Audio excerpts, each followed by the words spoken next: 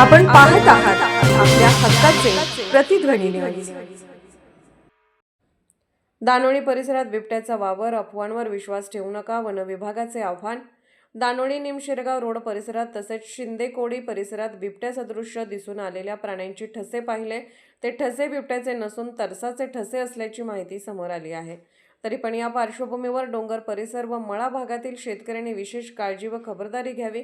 शेतकऱ्यांनी घाबरून न जाता सतर्क राहावे आणि तसे काही बिबट्या संदर्भात व हालचालीबाबत काही दिसल्यास संबंधित वन विभागाला तात्काळ माहिती द्यावी.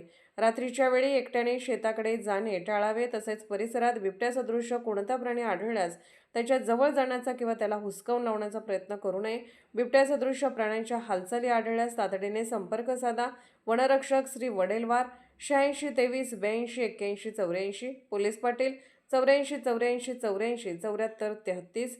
वनरक्षक श्री वडेलवार 86 23 82 81 84, पोलीस पाटील 84 84 84 74 33. वनमजूर 96 73 02 81 77 यांच्याशी संपर्क साधावा, असे आवाहन वन विभागाने केले आहे. अफवांवर विश्वास ठेवू नका. खातरजमा करूनच एकमेकाला मेसेज, स्टेटस किंवा बिबट्याचे विनाकारण कुठले तरी फोटो पाठवून गैरसमज होत आहेत.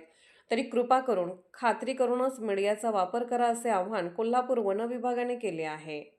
आपण पाहत आहात प्रतिध्वनी चॅनल. अशाच बातम्या पाहण्यासाठी आमच्या चॅनलला सबस्क्राईब करा आणि बेल आयकॉनवर क्लिक करा.